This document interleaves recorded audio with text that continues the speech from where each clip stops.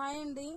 మా దగ్గర మ్యాచింగ్స్ అంటే ఐటమ్స్ అంటే మా దగ్గర blouse piece bundles, blouse piece ప్రతి ఒక్క ఐటెం దొరుకుతుందండి. మీరు ఇది లేదు ఇది ఉంది అని కూడా పెట్టికోట్స్, బ్రాస్, ప్యాంట్స్ ప్రతి ఒక్క ఐటెం దొరుకుతుంది.